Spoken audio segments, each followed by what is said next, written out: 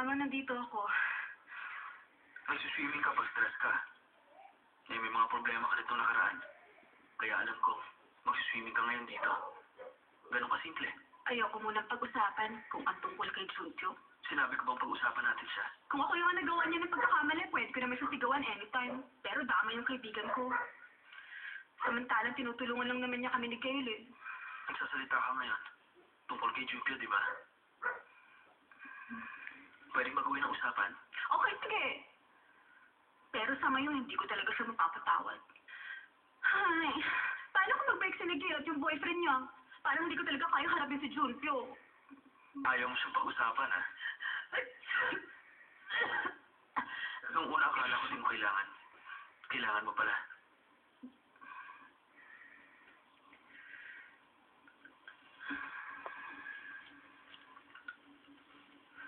Pag hindi mo tiniyo na mabuti ang buhok mo, pagkatapos mo mag-swimming, talagang magkakasakit ka. Palaging basa yung buhok mo, kaya pakita mo na. Ano ka ba? O, bakit? Hindi ka man lang ba magpapasalamat? Okay, sige. Ito lang ang masasabi ko. Hindi lahat ng lalaki gumagawa ng tama sa harapan ng isang babae na talagang gusto niya. Ano? Ganun ang experience ko. Kaya maniwala ka. Mauna na ako.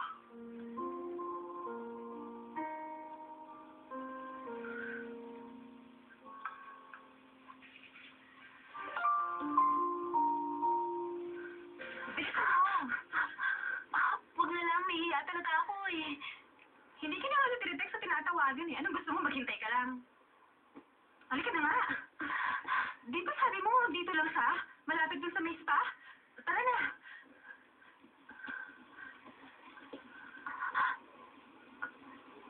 Ayun na siya. Ha? Oh! Kilala mo ba yung high school student na pinagtripan ko? Nakipag-double date ako sa kanya. Yung lalaking ka ditong kaibigan niya, mayaman, kaya mayabang. Mayaman? Dapat ipakilala mo ko sa kanya. Pwede ba? Kalimutan mo na nga yun. Oo nga, mayaman at maraming pera. Pero ang pangit ng taste sa babae. O hindi nakapag-aaral at parang malnourished. Nakakatawa nga eh, kasi hindi sila bagay. Waitress nga lang kasi sila magkaibigan. Waitress? Saan bar? Hindi sila waitress sa club. Nagpa-part-time sila sa isang restaurant, no? Ano? Eh di ba sabi mo sa akin mayaman yung guy? Baka naman maganda yung girl. Hindi nga maganda eh. Kaya nung sinabi kong ipapakilala ko siya sa mga hot chicks, bigla na lang niya akong kinadya ko ng nakapakalakas.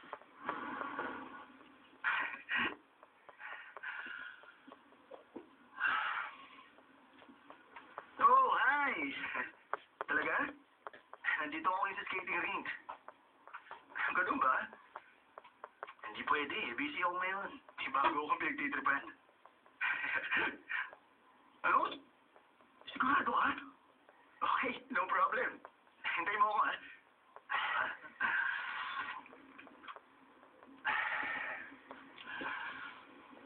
Hey, bro.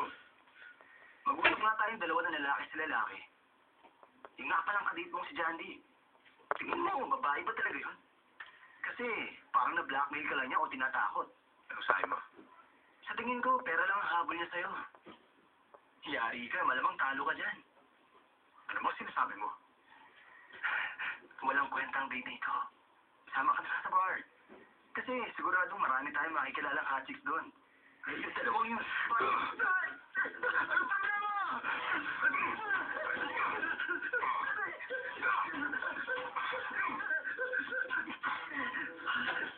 Susuin mo pang kasi. Stupid na yan.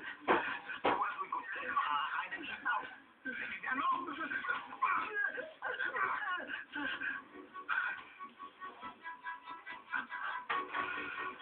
Totoo ba lahat ang narinig namin ngayon, Subio, ha? Kaya yung... Tinatanong kita kung totoo nga yun. Eh ano kung totoo nga lahat? Sandali, sino ba sila? Kilala mo ba ang dalawang yan? Sa tingin mo may kilala akong ganyan ng itsura? Grabe ka. Anong dahilan kung bakit hindi mo na tinatawagan yung kaibigan ko? Dahilan ko? Ah, Bakit ako magsasayang ng oras na tawagan siya? Hindi naman ako interesado sa kanya. Hindi niyo pa ba naiintindihan? Hoy, Manang! Pwede ba tigilan mo ng pag-text sa akin? Maghanap pa na ng iba. Pinupuno mo lang ng mga walang kwentang messages yung inbox ko.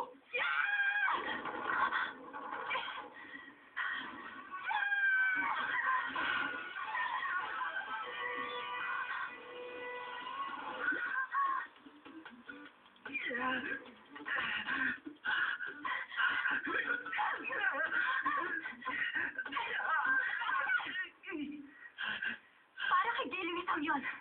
At yung isa para doon sa boyfriend ko, ha? Subukan mo magpakita ulit kay Gay. Hindi lang yung nakakabutin mo. Naiintindihan mo? Hoy, ikaw!